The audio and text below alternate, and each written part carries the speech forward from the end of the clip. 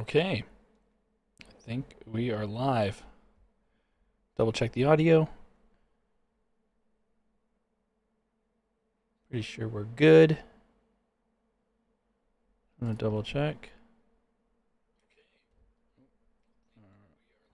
All right, I'm hearing the audio come through. Fantastic.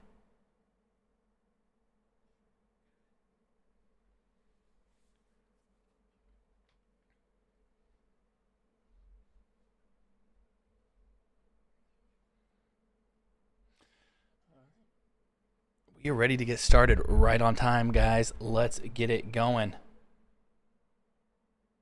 You see the title, you know what it's about. Let's jump right in. There we go. We're back. Okay, cool. I think everything's looking good. Let's get the show on the road. I mean, first time I started right on time in forever. So I'm pretty impressed with myself on this one. But we're not here to talk about what I'm impressed with and what I'm not impressed with. We're here to talk about Facebook and Instagram ads that convert clicks into calls. You can see it. It's right here on the title. You already know what it's about. So let's just get this started. Hey, everybody. Welcome in for anybody that's watching as a replay as well. If you guys haven't met me yet, my name's Seth Rangel. I'm the founder of Foundational Marketing Hub. We focus specifically on helping foundation repair and basement waterproofing companies improve their visibility, generate stronger leads, and build systems that turn those leads into booked inspections. And today we're talking about a frustrating problem a lot of contractors are dealing with right now, and it's that their Facebook and Instagram ads look active, the clicks come in, and the numbers move around, and those reports look real busy, but the phone is still not ringing enough. And that's the gap we're here to fix in today's webinar. So this is not a webinar about just celebrating those cheap clicks. It's not about broad social media theory. And it's not about to list a bunch of random meta tricks that you just try once and you forget. This is about building a path for the moment a homeowner sees your ad to the moment your office books an inspection.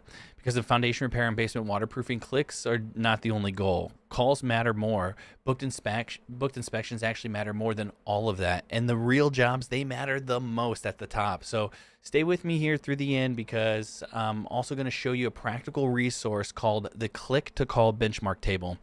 And it'll help you compare the numbers and diagnose the likely leak that's happening in your ads and help you decide what you actually need to fix first. So let's jump right into this presentation here I built for you guys.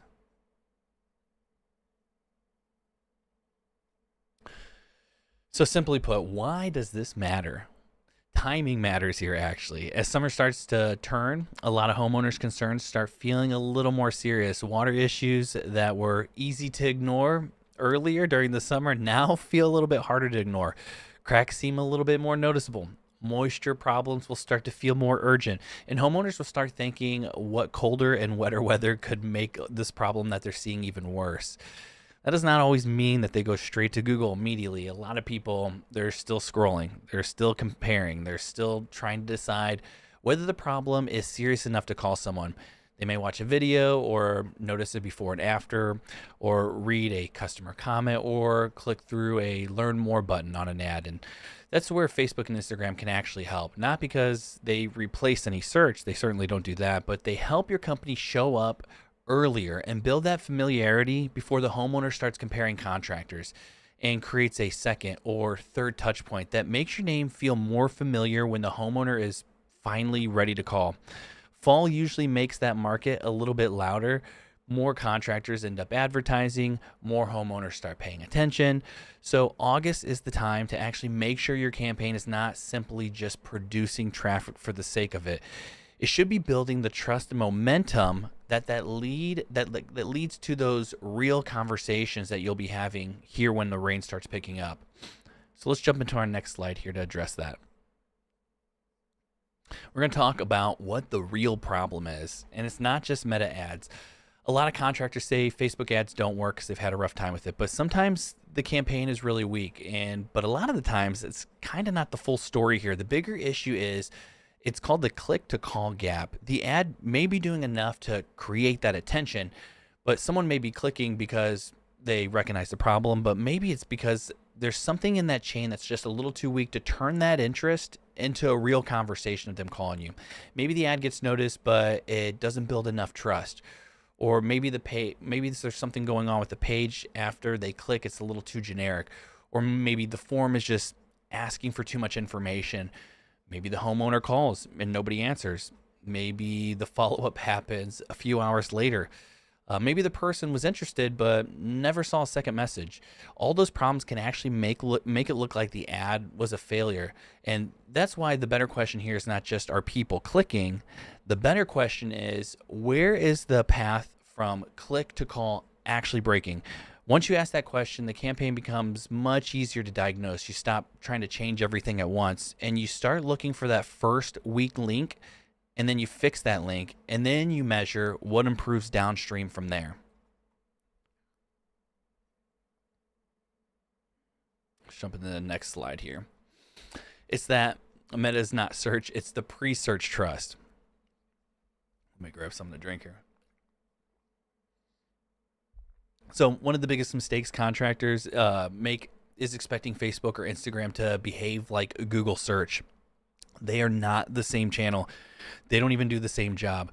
Google captures active intent. A homeowner types in, foundation repair near me because they're looking for help. Meta often shapes that early intent. A homeowner may not be ready to search yet, but they may absolutely be aware that something feels off. Maybe it's a crack, a damped basement smell, water after heavy rain, uneven floors, a crawl space problem that keeps getting put off. At that stage, paid social can do important work here. It can show the homeowner what the problem may look like. It can show that your company understands it. It can show or explain the process. It can show proof. It can make your name feel more familiar before they start comparing companies actually pretty seriously. That's why the best meta ads in this niche are not simply promotions. They're trust building moments. They help a homeowner move from I noticed something to I should probably get this checked out to this company looks like someone I should call. That's the progression we want to make with these people. All right, let's jump into the next slide. So the goal here is what are we even trying to leave with here today? Let me give you a quick picture of where we're going. By the end of this webinar, I want you to be able to look at a meta campaign and identify which of the 6 common breakpoints is most likely hurting your results.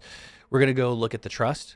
We're going to look at the creative, targeting, the offer, the page or the contact path, retargeting, and what happens after that lead comes in. I will also show you practical examples, including how I would think about a small local campaign budget, what a stronger ad message looks like, and how to decide whether you should actually use a lead form or a landing page or a call first path. And I'll put together a comparison resource called that click to call benchmark table I'll give you. It includes a public meta benchmarks. It includes a scorecard, a response speed reference, a revenue model, and a fix first table to kind of help you just get started with all this because it is a little bit overwhelming.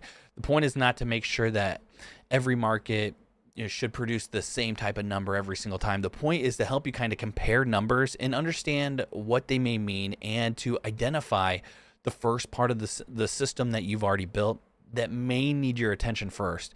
We'll preview on how to use that resource before the end of this, so don't worry, just stay tuned till the end and I'll give you guys all that information. Let's jump into this next slide, which is the click to call chain. This is the chain I want you to think about for the rest of the webinar. The ad earns attention. The message either builds trust or loses it. The click creates that opportunity. The page or form either keeps that momentum or it creates friction. And the office either makes contact or lets the lead off kind of cold. Then the follow-up in the booking process, which helps determine whether the opportunity becomes an inspection. Most contractors judge meta ads too early in this chain and they stop at the click or maybe the lead. But the business outcome happens a little bit later. That's why a campaign can show a reasonable cost per click and still produce disappointing book jobs. It is also why a campaign with a higher cost per lead may still be profitable when the lead quality, the response, or the close rates are strong. So the click to call benchmark table kind of follows this same logic. It doesn't ask you whether your CPL, your cost per lead, looks good. It helps you look at the full path, the click, the lead, the contact, the booked inspection, the sold job. As we move through each of these breakpoints, you got to keep asking one question. Is this the first place my campaign is actually losing momentum? Let's jump into the next, which is our breakpoint number 1. It's the first breakpoint, and it's always the first breakpoint with everyone, with almost everything. It's trust. A lot of ads that can get attention. That's not the hard part, but few ads build enough confidence for a homeowner to reach out. Foundation repair and basement waterproofing are high trust services. And homeowners, this isn't just choosing a cheap impulse product. They're deciding who feels safe enough to invite into their home and trust them with a problem that may be pretty expensive, very stressful, or structural, which no one wants to hear that. So if the ad is too generic or too broad or even too polished in a fake way, it may still get clicked, but it may not create enough confidence to move the homeowner forward. A generic ad says, "We provide foundation repair and waterproofing. Call now for a free estimate." A stronger starts with something the homeowner recognizes. Still seeing water in that basement corner after heavy rain? Then it explains what the next step looks like. It shows real project proof and makes the inspection feel clear rather than intimidating. The goal is to not scare people. It's to reduce the uncertainty. Stronger ads in this niche feel grounded. They sound local. They show real work, and they explain what's happening next. And they help the homeowner to feel like calling your company is a sensible, low confusion next step.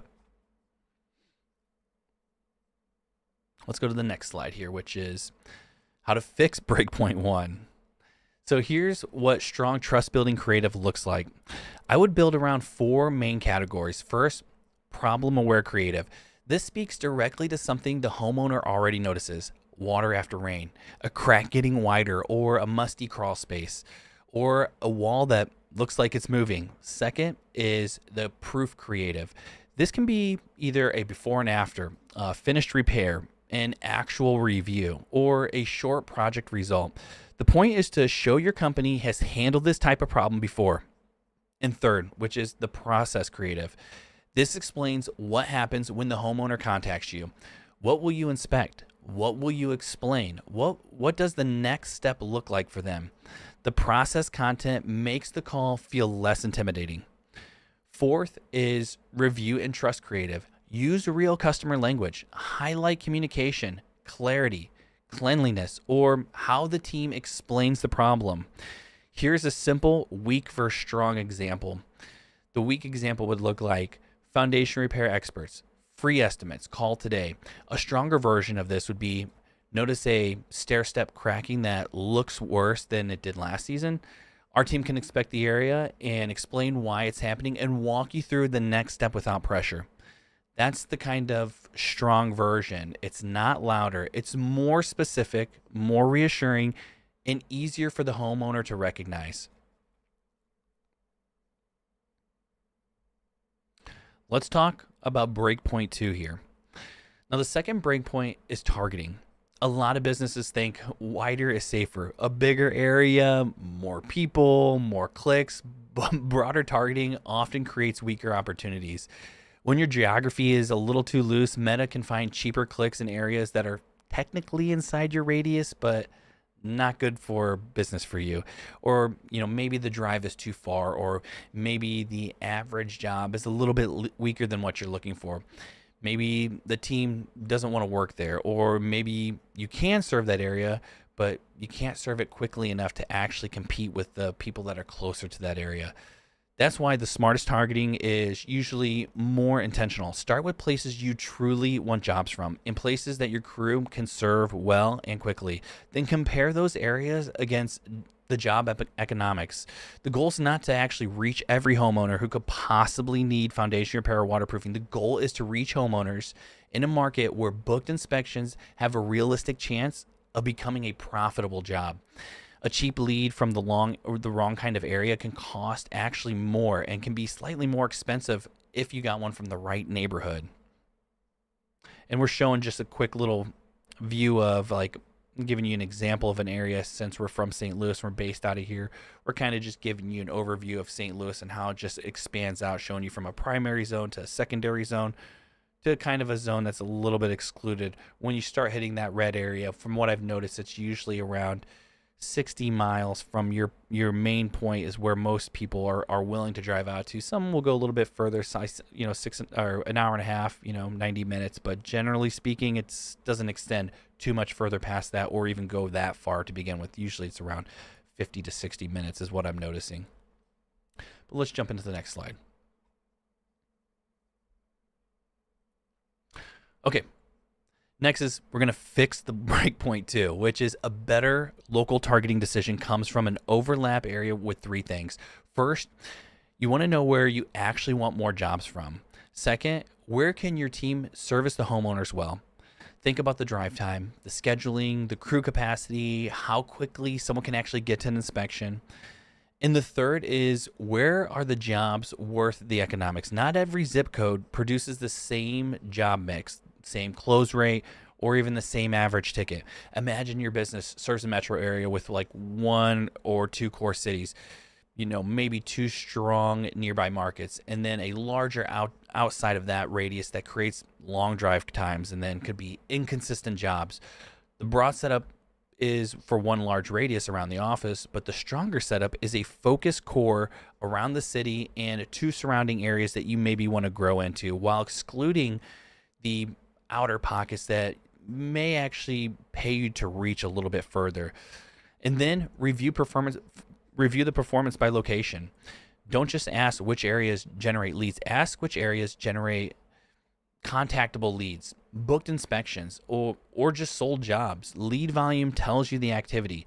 Locate to job performance tells you where the campaign is actually helping the business.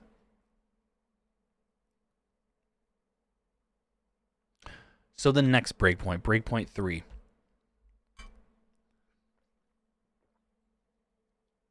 Okay, the third breakpoint, it's the offer. A lot of contractors try to advertise everything at once.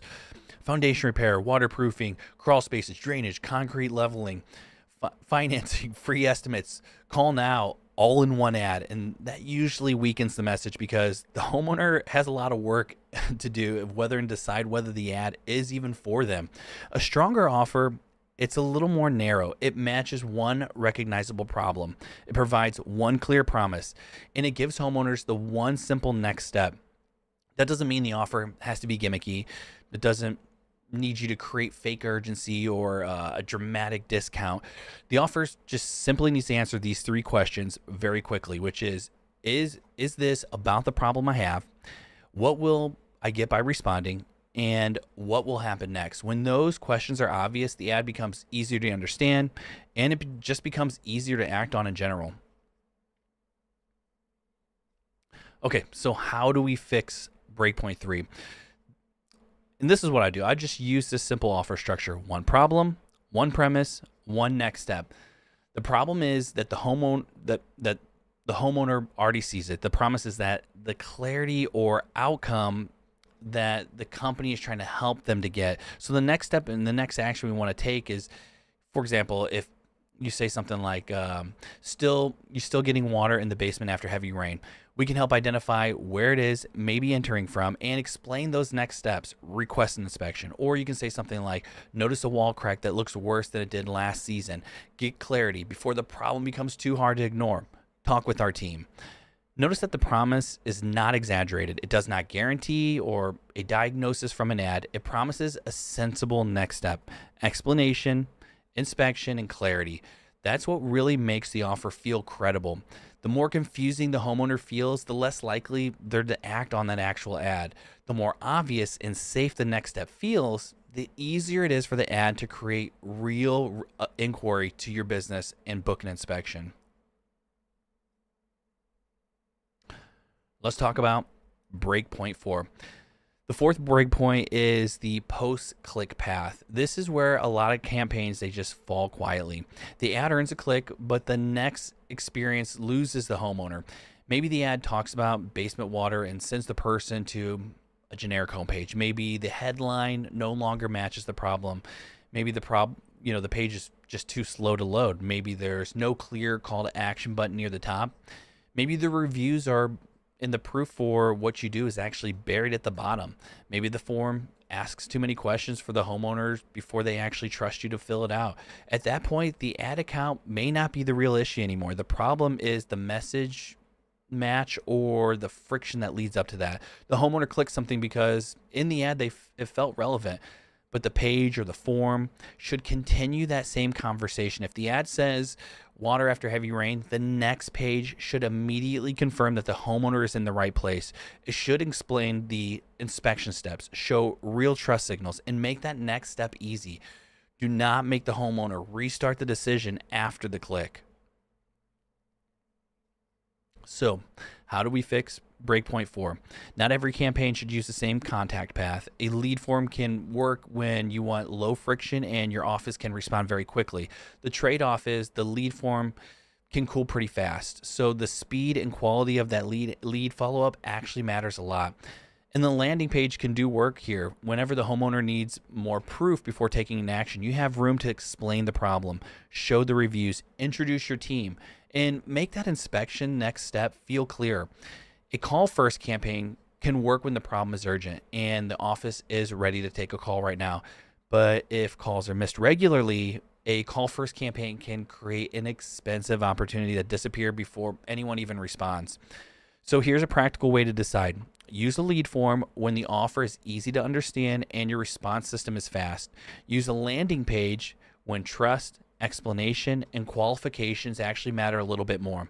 Use a direct call path when the intent is high and someone is truly ready to answer the phone. Do not choose a path that is easier to launch. Choose the path that your business can actually support. So you have to do some thinking about which one will actually work for you. The next is how to read the click-to-call benchmark table that we have. So let me show you how to use this benchmark table. The guide includes a public baseline data for broader home and home improvement categories. For example, the reference table lists a 1.94% click-through rate, a $2.23 cost per click, and a $5.22 or 5.22% conversion rate, and a $41 and 26-cent cost per lead. And these are not guaranteed for foundation repair or waterproofing. Markets, offers, seasons, campaign types, they all vary. And the numbers are directional comparison points is how I would look at them. This is exactly how I would use them. If you start using click-through rate is far below the public baseline, start with the creative, the hook, or the offer. The ad may not be earning enough relevant attention. And if your click-through rate looks reasonable, but the conversion rate is weak, the problem is more likely the actual click that you're getting. So check the page, the form, the message match, the trust signals, and the next step. If the cost per lead looks acceptable, but the business is not booking enough inspections, stop changing the ad first. Look at the contact rate, the response time, the call handling, the follow-up, and the appointment setting. And that's the purpose of this table. It helps you move from the ads are bad to maybe a more specific diagnosis. And this will help you with finding that first weak point and should help you end up finding what you need to be checking first when it comes to looking at the ads.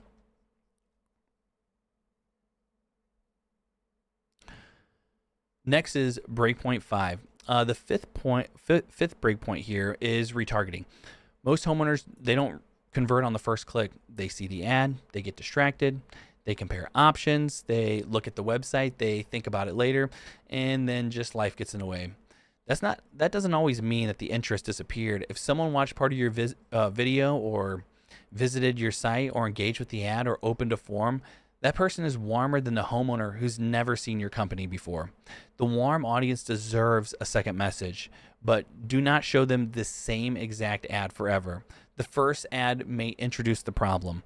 The second ad can show proof. And the third can explain the inspection process or answer a common objection. For example, if the first ad may say something like, seeing water after heavy rain, then the retargeting ad will say, not sure if the water is coming from your drainage or from a wall crack or another weak point.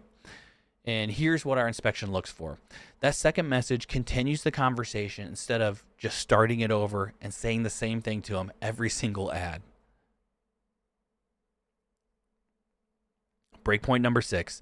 The sixth breakpoint is the back end stuff. One of the hardest truths in paid social is this: sometimes an ad did its job, but the office didn't. A homeowner clicks, they fill out a form or call, they show clear interest, then the response is too slow.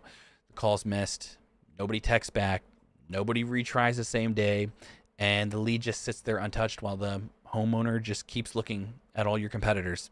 At that point, it may become pretty easy to blame Meta, but the real leak may actually be inside of the business. The click-to-call benchmark table treats a response under 5 minutes as the strongest speed-to-lead zone. The longer that delay becomes, the greater the risk the homeowner contacts someone else or just loses momentum altogether.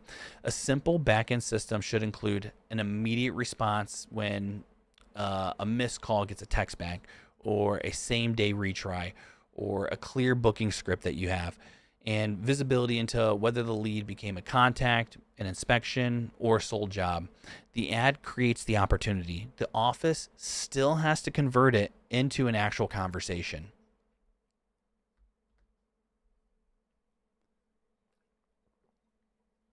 Okay, so here's a smarter way to structure a small local meta campaign in 2026. Build one testing engine and one scaling engine. The testing side is where you can try a limited number of new variables: a new hook, a new creative style, a new offer angle. The scaling side is where you protect the ads that are already producing the strongest calls, contactable leads, and booked inspections. Based off practical experience with local service campaigns, a smaller test may start around $5 to $10 per day, with a total campaign budget around $30 per day. That is just a planning example. It's not universal for every industry benchmark here. This is just for your market, your audience size, your service radius, the type of season. The cost per result can actually change depending on what all those are. So the important part is not the exact numbers. The important part is, how do you actually use it? I wouldn't take a small daily budget and spread it across 6 audience, 8 ads, and 4 offers. That system won't collect enough useful information.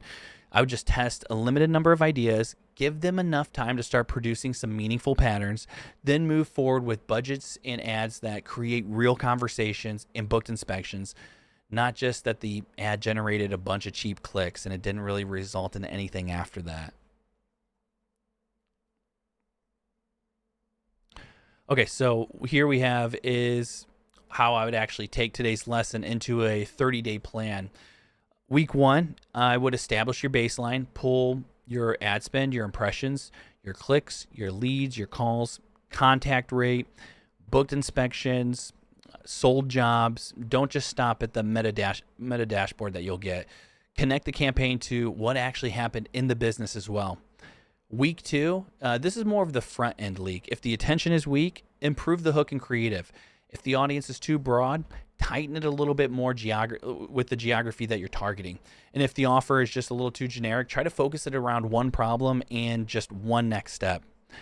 Week 3, this is what I would do here is just tighten the post-click path. Make sure that the page and the form match the ad, and put the action near the top. Show the reviews and the proof. Remove any unnecessary friction.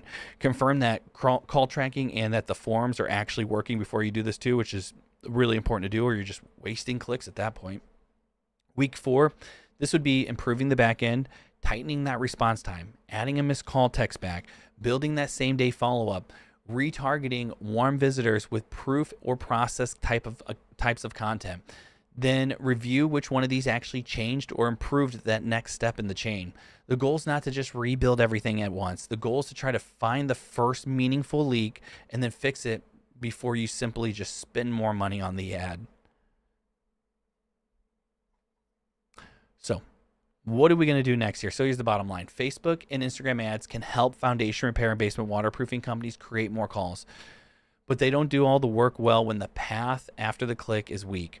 If your ads are getting attention and not enough conversation, the fix is usually not just one random tweak. It's a stronger system, a trust-building creative, tighter local targeting, a clearer offer, a better page or contact path, or retargeting that continues the conversation. Also, faster follow-up. and tracking that connects the ad to the inspection to the actual job. And the first step is to, like I said, just get the click to call benchmark table. Use it to compare your meta numbers against public baseline data and score the current system, calculate the clicks, and move towards the revenue and identify what you should be actually fixing first with it. And it's not a promise that every market is going to hit the same number. It's just a practical diagnostic tool to try to just turn this vague ad frustration into just clear decision making. And if you want help interpreting any of these numbers or improving your full system, book a strategy session with Foundational Marketing Hub. We can look at the campaign, we can take a look at your page or your follow-up, and maybe a business outcome together. Because most of the contractors, they don't need more random attention. They need a better path from attention to the conversation, to the booked inspection, to landing the actual job. So I've obviously, as you can see here, you got that clickable, that scannable QR code, and that will give you the click to call benchmark table. You can go ahead and you can just download that now. Don't think you have to even opt into everything. I'm just giving this out for free just because, hey, I love you guys. I want you guys to succeed and win. Everything that I learn, I'm going to just feed it straight back to you guys so you guys can become successful at this as well. And then thank you. If you guys have any questions, you can leave them as a comment below. I respond personally to everything on here. So if you guys want to leave me something or just say hi, or just click that thumbs button, like this video, share it with your friends, try to get this pushed out here, try to help out more people with what they're struggling with. If they need help, maybe you know other contractors. This kind of information is evergreen with most niches as well, especially in the contract area. So feel free to go ahead and do that as well. And if you want, you can go ahead and subscribe and under that webinar registration button there. And we do webinars like this every single month. We do it on the second Tuesday at 2 p.m. every single month. We've been doing this for over a year now. And so you can look back at our previous webinars as well. And if you want to take a look at some of the great content that we're putting out there, this is all hyper relevant, super specific to foundation repair and basement waterproofing. I'm one of the few people that do content specifically for this niche. I've been doing this for a very long time. So yeah, if you guys have any questions, like I said, leave them in the comments below. I appreciate you guys so much for sticking around and watching this video all the way through, or even parts of it, or even sticking around to the end to get the free stuff. Don't mind either way, as long as you can put it to use and find good value out of it. And if you did find any value out of this, like I said, comment below, tell me what happened, tell me what you did, and ask any questions. I'll do everything I can to help. Other than that, thank you for watching this all the way through. I appreciate you, and I'll catch you on the next.